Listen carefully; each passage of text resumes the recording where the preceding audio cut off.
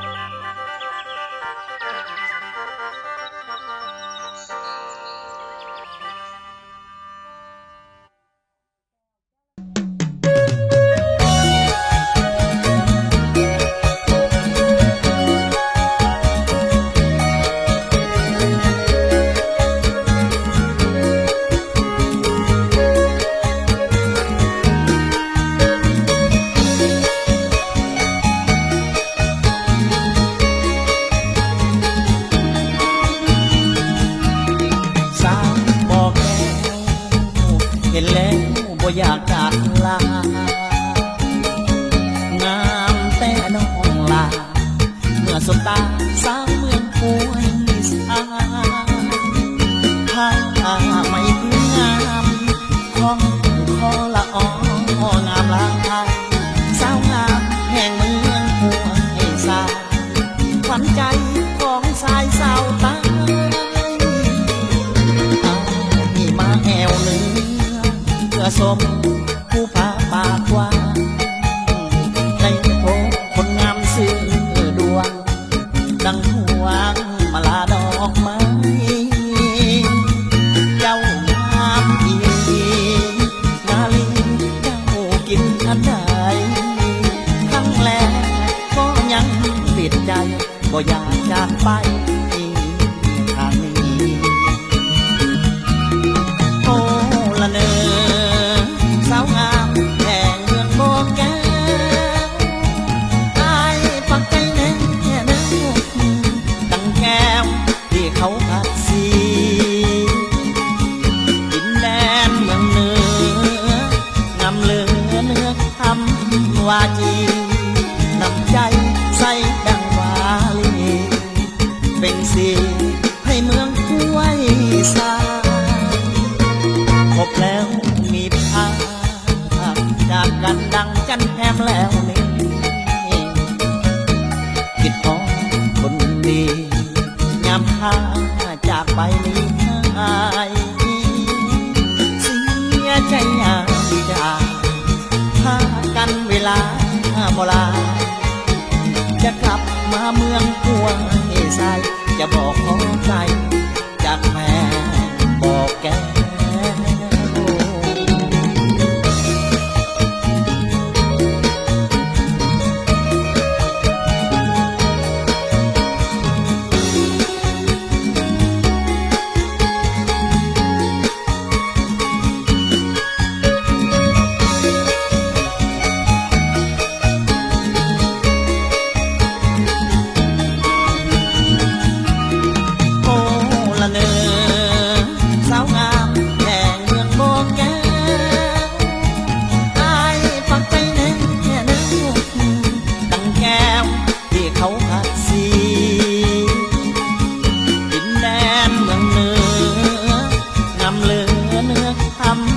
วาจี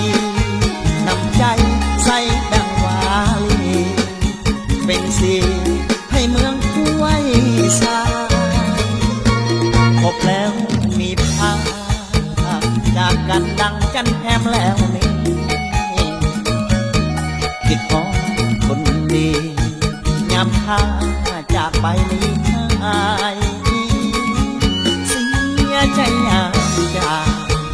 พากันเวลาโบราณจะกลับมาเมืองกวงใสจะบอกขอใจจากแม่บอกแก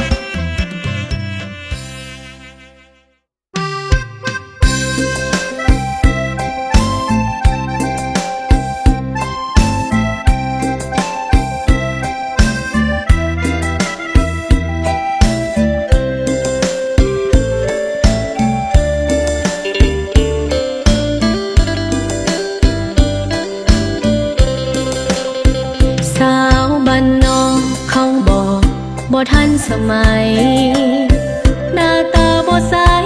ผิวกายก็กำดำเฮ็ดให้ใส่หน้าคืออาชีพประจำฟังเพลงหมอ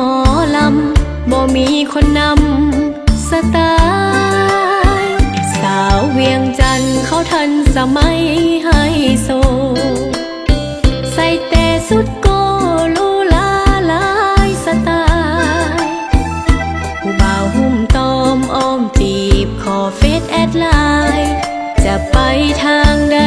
ไผเขาก็ซื่นสมทั้งจะบ้านนอกแต่บ่เคยหลอกไผ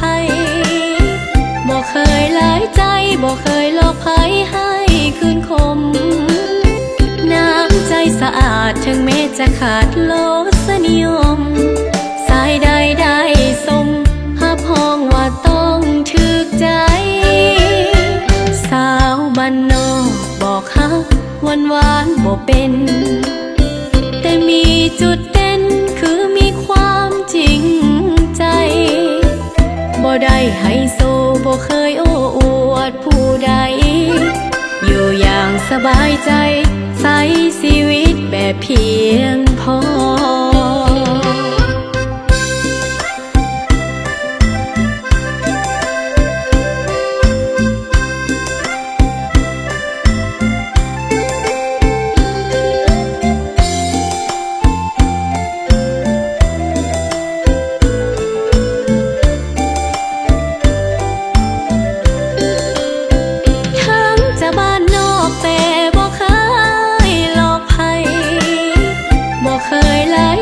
บ่เคยหลอกไผให้คืนคมน้ำใจสะอาดถึงแม้จะขาดโลสนิยมสายใดได้สม